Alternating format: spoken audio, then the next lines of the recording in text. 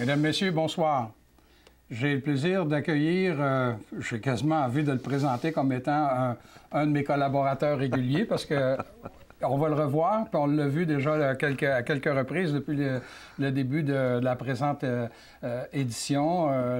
J'ai le plaisir d'avoir le président de l'Union des producteurs agricoles du Québec, M. Marcel Groslot. Bonjour. Bienvenue, Marcel.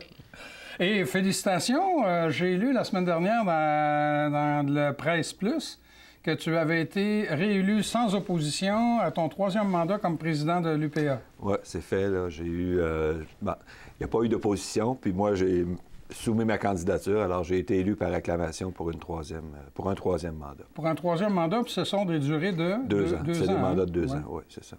Et je pense aussi que tes vice-présidents ou tes collaborateurs immédiats aussi ont été réélus. Oui, c'est ça. Il y a 3 postes en élection tous les 2 ans. Les postes on appelle à l'UPA les postes de dirigeants.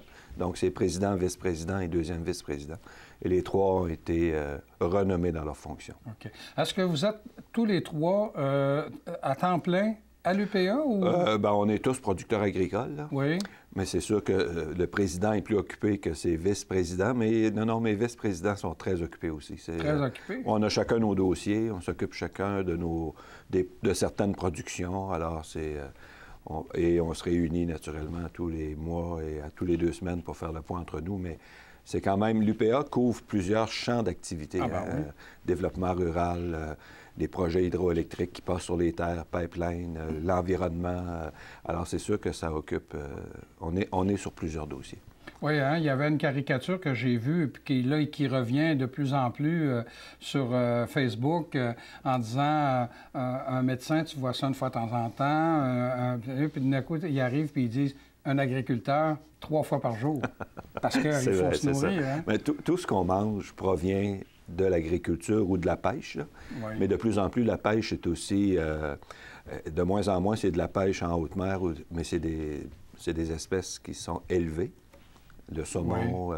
Plusieurs autres espèces aussi. Alors, de plus en plus... D'ailleurs, statistique intéressante, d'ici quelques années, on va consommer sur la Terre plus de saumon cultivé que de bœuf.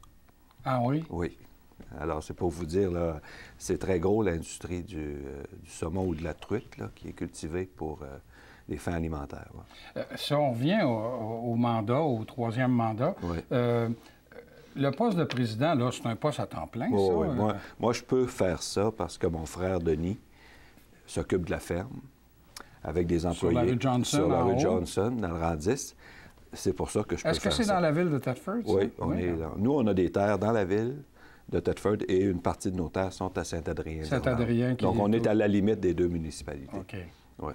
Alors, ton frère qui s'occupe... C'est ça. C'est mon frère qui s'occupe de la ferme depuis quelques années parce que je suis... soit à l'UPA ou à la présidence de la Fédération des producteurs de lait. Sinon, ça serait impossible. Ça prendrait des employés vraiment en qui j'aurais vraiment confiance et capable de gérer l'entreprise pendant mes absences. Là. Mais c'est ce que ça implique. Là, oui, parce que votre ferme, vous autres, c'est une ferme, c'est le cas de dire, une ferme familiale. Oui, c'est ça, c'est familial. Puis la 3e génération va se joindre à nous en 2016. Le fils de Denis là, va se joindre à l'entreprise en 2016. Alors, ça, c'est des belles nouvelles, hein, quand on est capable d'assurer la pérennité. C'est ça. Alors, c'est intéressant pour... c'est sûr que nous, on a eu de notre père un bon coup de main pour s'établir. Puis on va faire la même chose pour mon neveu, là, pour qu'il puisse poursuivre l'entreprise. Ouais. Donc, le poste de président de l'UPA, c'est un poste à temps plein. Oui. Et c'est un poste... Est-ce qu'on peut dire que c'est un poste qui est devenu de plus en plus gros, parce que vous avez de plus en plus d'interventions internationales à faire, hein? Parce que au mois d'octobre, le jour où on devait se rencontrer pour faire enregistrer l'émission, tu étais à Atlanta. Pourquoi? Pour le fameux pacte là, Trans-Pacifique. C'est ça. Qui s'était signé dans les heures précédentes. C'est ça. Donc, ça veut dire que tu te déplaces beaucoup. Atlanta, depuis qu'on s'est vu la dernière fois, tu as fait Belfast aussi. Oui.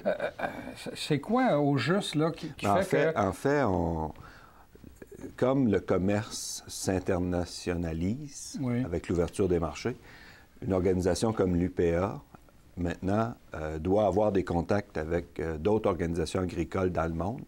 On est assez proche de la Fédération nationale des exploitants agricoles en France. On a des contacts avec les Américains. Moi, je suis membre de l'Organisation mondiale des agriculteurs, moi étant l'UPA, par la Fédération canadienne d'agriculture. Je suis vice-président de la Fédération canadienne d'agriculture. Alors, c'est sûr que on a des liens avec les autres pays parce que le commerce s'est internationalisé. Les règles de salubrité sont de plus en plus internationales. Alors, c'est sûr que ça nous amène à se déplacer de plus en plus. Puis lorsqu'il y a des négociations comme celle du partenariat transpacifique, où là, il se peut que le Canada fasse des concessions, où on doit aussi défendre l'accès à certains marchés pour nos producteurs de sirop d'érable, par exemple, ou de porc. Alors, c'est sûr que ça implique beaucoup l'UPA.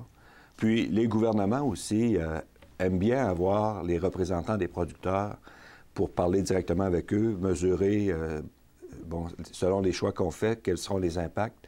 Alors, c'est sûr qu'on est consulté également. On n'est pas là uniquement pour faire de la pression sur le gouvernement. On est aussi consulté par le gouvernement pour mesurer si les positions qu'ils prennent vont être viables pour les producteurs ici au Canada, là. Oui. Et justement, en parlant du pacte transpacifique, il y a beaucoup de producteurs, notamment au niveau laitier, ces producteurs-là émettent beaucoup de réserves ou beaucoup de craintes. Toi, en étant sur place, et là, on ne connaît pas encore les petits paragraphes, les sous-lignes, là. On en connaît pas mal quand même, là. Ce qui a été négocié, finalement, est une... Bon, il y a des avantages pour le Canada. On va avoir accès pour le porc, le sirop d'érable, le bleuet, la canneberge, les produits transformés, des produits de la pêche aussi.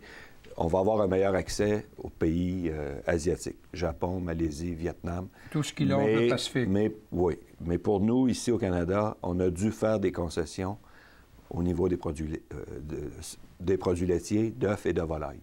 Alors, on va importer à terme, lorsque l'entente s'appliquera entièrement, là, parce qu'elle va s'appliquer graduellement, à terme, on va importer 3,25 de plus des produits laitiers qu'on consomme ici au Canada. Alors, ça veut dire 50 000 en termes. Juste pour vous donner une idée, c'est chaque produit est protégé ou inclus dans une ligne tarifaire. Alors, il y a plusieurs lignes tarifaires sur lesquelles il n'y a aucun tarif. Par exemple, on importe du porc ici, il n'y a pas de tarif qui s'applique. Mais dans certaines lignes tarifaires, il y a des tarifs, et pour importer le produit, l'importateur doit payer le tarif. Ce qu'on a fait, c'est que pour 3,25 de ce qu'on consomme, il n'y aura pas de tarif à payer pour l'importateur. Alors, au-delà de ce volume-là, l'importateur devra payer des tarifs. Ça, c'est pour le PTP. Mais il y a aussi l'entente qu'on a négociée avec l'Europe. Oui, puis là, il y avait les fromages. Voilà, oui. c'est ça. Donc, ça s'ajoute à ce qui avait été négocié avec l'Europe. Aujourd'hui, c'est-à-dire pas aujourd'hui, mais dans 5 ou 7 ans, lorsque ces ententes-là s'appliqueront entièrement, on va importer environ 10 des produits laitiers qu'on consomme ici au Canada. Et est-ce que ça, c'est dangereux? En fait, c'est dangereux. C'est que c'est 10 moins de lait que les producteurs laitiers du Canada vont produire pour alimenter la population canadienne. Parce que, contrairement au porc ou contrairement au sirop, on n'exporte pas de produits laitiers à partir du Canada. On a développé un système dans les années 70 où on va se concentrer sur la consommation canadienne, puis on va limiter notre production à la consommation canadienne pour ne pas faire de surplus qui entraîne des chutes de prix. Ouais. Lorsqu'on surproduit, les prix s'effondrent et là, les producteurs sont en difficulté financière. Ouais. Alors, dans le lait et la volaille, on produit ce que les consommateurs canadiens demandent et on évite la surproduction. De cette façon-là, les prix se maintiennent et les producteurs vivent de leur production sans soutien direct des gouvernements. J'ai entendu une réflexion, et puis j'ai hâte de voir ce que le président de l'UPA va me dire. Il y a des gens qui disaient, ah, nous, les Canadiens, les Québécois, on est tellement bien organisés que ça va faire comme avec l'ALENA, puis que les Américains, à un moment donné, ils ont vu que le Canada prenait le dessus sur certains produits, notamment au niveau de la construction, des matériaux de construction. Et là, ils se sont mis à mettre des bâtons dans les roues, puis à essayer de trouver les points sur les i, les barres sur les t où il n'y en avait pas besoin, tout ça. Est-ce qu'à un moment donné, on va trouver le tour, nous, au Canada et au Québec, de s'en sortir mieux que les autres? Bien, en fait, on a certains avantages, mais on a un désavantage important en termes agricoles au Canada, c'est notre climat. Ah, oui. Alors, c'est sûr que d'un point de vue climatique, on n'est pas autant avantagé que les Américains qui ont des saisons de végétation plus longues, notamment le sud des États-Unis, ou que d'autres produits, ou que le Mexique, les pays par exemple. Alors, si vous prenez, par exemple, il y a beaucoup de compétition sur nos marchés de tomates de serre qui proviennent du Mexique. Alors, vous vous imaginez qu'opérer une serre au Mexique, avec le soleil et la chaleur qu'il y a là-bas, comparativement à opérer une serre qui produit des tomates ici au Québec. Savoura, pas le nommer, Savoura, par exemple, il y a toute une différence au niveau des coûts de production, juste en chauffage là, et en éclairage. Et alors, ça, c'est sans parler des coûts de main-d'œuvre qui, au Mexique, ne sont pas les mêmes qu'ici. Bien, ici, on a des salaires minimums, on a des avantages sociaux à prévoir pour les employés et tout, puis c'est correct. Mais au Mexique, ils n'ont pas ce type de coûts-là. Donc, c'est sûr que lorsqu'on ouvre les frontières et qu'on met en compétition des économies agricoles si différentes et des climats si différents, c'est sûr que les producteurs canadiens sont inquiets. De façon générale, les producteurs canadiens sont inquiets. Moi, Marcel, quand j'étais au journal La Tribune à Sherbrooke, je disais à mes confrères que j'achetais toujours des tomates Savoura. Parce qu'il y avait une serre pas loin d'Asbestos, là, parce que je veux le nommer. Et puis je disais, ces gens-là, ils ont bien plus de chances d'acheter mon journal que les Mexicains qui ne l'achètent pas pour deux raisons. Parce que c'est trop loin, parce qu'ils n'ont pas les moyens. Puis ils lisent pas ça. Ils lisent pas oui, c'est ça. Alors moi, je disais, quand je fais mes achats, en disant, est-ce que ça peut avoir une retombée pour ce que je fais, moi? Et c'est pour ça que les consommateurs, plusieurs le disent, là, acheter, c'est voter. Oui. Alors, choisissez... Alors, choisissez des produits canadiens, québécois ou locaux le plus possible, puis vous allez contribuer à l'économie de nos régions. Ça, nous, ce message-là est important. Là. Puis c'est un message aussi pour nos détaillants. Là. Offrez des produits du Québec. Des fois, mettez-les en évidence également.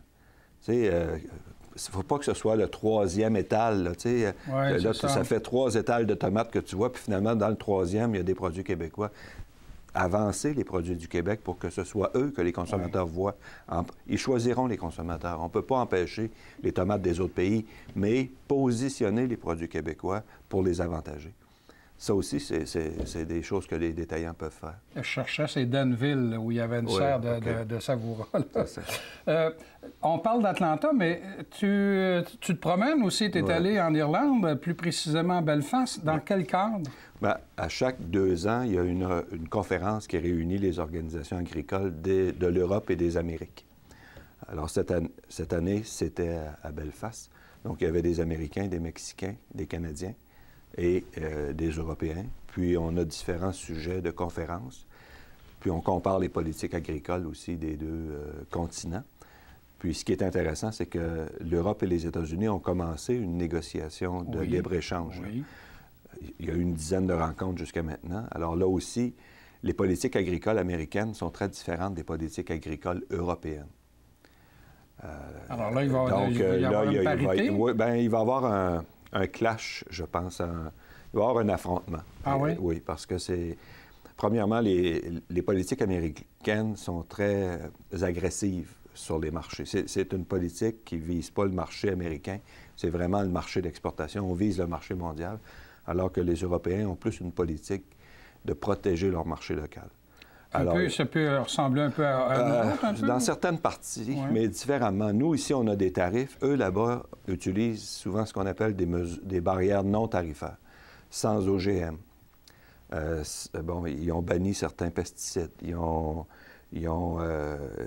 sans hormones, le bœuf sans hormones. Donc, né, élevé et abattu dans le pays d'origine. Donc, c'est beaucoup des mesures pour rassurer la traçabilité.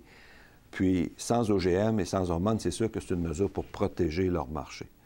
Alors, de cette façon-là, ils limitent l'accès des Américains à leur marché, l'accès des Russes aussi, l'accès de... Bon, alors c'est comme ça. Ils ont des politiques beaucoup plus protectrices que les Américains. Alors, c'est sûr qu'il va y avoir... ça va être intéressant de voir comment ça va se terminer. L'Europe aussi utilise des indications géographiques pour protéger leurs produits. Les IGP, qui appellent indications géographiques de particules... Non, le P, j'oublie, mais c'est pas grave. C'est, par exemple, le jambon de Parme. Oui, ça, c'est une indication géographique. Oui. Alors, tu peux pas... Le feta, c'est un fromage avec une indication géographique. Donc, c'est comme ça qu'eux protègent leur marché et maintiennent un avantage par rapport à leurs compétiteurs.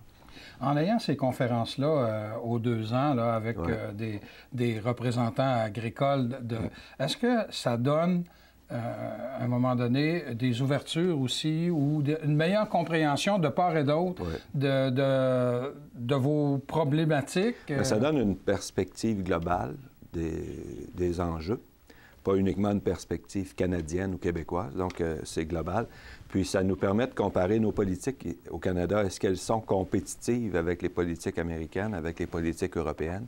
Parce que à la fin, le producteur québécois de porc, s'il n'a pas de son gouvernement le même soutien que le producteur de porc américain, il ne sera pas compétitif. Il peut être le meilleur des producteurs de porc au Québec s'il n'y a pas le soutien de son gouvernement comme les Américains le font, il n'est pas compétitif sur les marchés asiatiques. C'est aussi simple que ça, là. Alors, la compétitivité des agriculteurs dépend beaucoup de la compétitivité des politiques agricoles. Et là, ce qu'on a vu, nous, au Canada, c'est qu'en 2013, ils ont coupé 260 millions de dollars dans les politiques agricoles canadiennes et provinciales et des différentes provinces, alors que les États-Unis ont maintenu intégral le soutien à l'agriculture dans le Farm Bill. Les États-Unis, c'est 1000 milliards sur 10 ans, le Farm Bill. Et ils ont maintenu cette aide-là. La politique agricole commune a été maintenue également en termes de montant monétaire, en valeur monétaire, alors qu'au Canada, on a réduit le soutien dans la gestion des risques. Et le Québec fait un peu la même chose actuellement avec les compressions budgétaires nécessaires pour, disons, atteindre l'équilibre budgétaire. Alors, c'est sûr que nous, comme producteurs agricoles, quand on voit ce qui se passe dans les autres pays, malgré l'ouverture des marchés, on est inquiet parce que ce n'est pas nous qui ne sommes pas compétitifs. Ce sont les politiques de nos gouvernements qui ne seront pas compétitifs. Est-ce que le facteur, là, on entend souvent aux États-Unis, on entend dire, ben, ce ne sont plus des fermes familiales, mais c'est des holdings, c'est des entreprises qui font de l'agriculture. En fait, ça... Est-ce que ça vient aussi jouer dans ça? Oui, en fait, ça reste des fermes familiales, mais de grande dimension. Ce ne sont plus des fermes, ce n'est pas nécessairement possédé par Cargill ou des grandes multinationales. Ce n'est pas eux qui font l'agriculture. L'agriculture est encore produite par des entrepreneurs de famille, des fermes familiales, mais de grande dimension. Alors, ici, on a encore des fermes très petites. Même nos plus grosses fermes ici sont très petites par rapport aux fermes américaines. Puis on a aussi de plus en plus de petites fermes qui s'ajoutent. Les fermiers de famille qui offrent leurs légumes directement aux consommateurs avec un... Bon, c'est des fermiers qui sont dans le modèle équitaire. C'est intéressant, ça, parce qu'ils sont sur des petites superficies, ils arrivent à se tirer assez bien d'affaires avec leurs clients qui sont les familles qu'ils approvisionnent. Alors, il se développe d'autres types d'agriculture aussi en parallèle de cette agriculture-là, qui est une agriculture d'approvisionnement. On approvisionne l'industrie de la transformation alimentaire.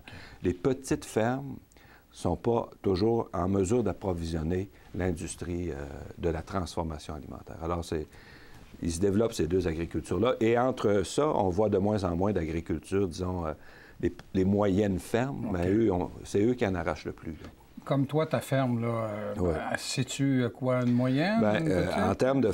au niveau de la production laitière au oui. Québec, on est une ferme qu'on peut considérer comme importante. Ah bon. Parce qu'on a on a 120 vaches en lactation. La moyenne au Québec est plus autour de 60. Mais on est deux familles, par contre. Ah oui, OK. Alors, on n'est pas nécessairement... Mais aux États-Unis, c'est une très petite ferme, là, 120 vaches. OK. Mais tu en as un autre sur la rue Johnson là, qui a une belle ferme aussi. Oui, c'est ça. L'autre chose qu'on voit aussi, dû à la rareté de la main-d'œuvre, c'est l'automatisation, Oui. la robotique, Oui. maintenant, qui a de plus en plus d'applications en agriculture, des robots de traite. On voit maintenant, même dans les serres, des robots qui font le sarclage. Ah oui? Oui, alors on est à...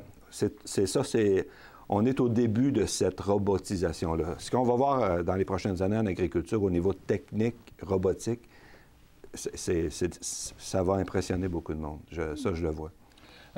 En parlant, je l'avais écrit aussi pour qu'on en parle, il y a eu des articles qui sont sortis qui laissaient croire qu'au Québec, les agriculteurs utilisaient plus de pesticides qu'ailleurs au Canada. C'est quoi au juste, là? En fait, c'est pas plus. Pas plus. C'est que l'agriculture... je vais donner un exemple, le semi-direct. On fait de plus en plus de semi-direct. On laboure de moins en moins.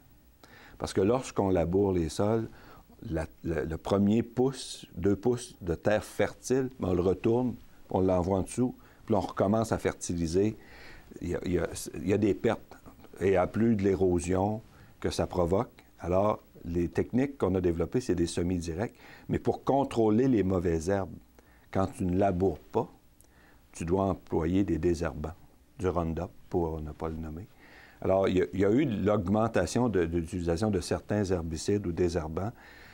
Et ce qu'on n'a pas réussi, c'est qu'en 2011, on s'était donné au Québec l'objectif de réduire de 25 l'effet négatif des pesticides. Ça ne veut pas dire réduire de 25 l'usage de pesticides. Okay. C'est utiliser des pesticides moins néfastes à l'environnement, en utiliser moins naturellement, améliorer les pratiques et tout, de dépistage pour en utiliser juste lorsque c'est nécessaire. Ça, on n'a pas atteint cet objectif-là. Et nous, comme agriculteurs, on n'est pas heureux de ça non plus.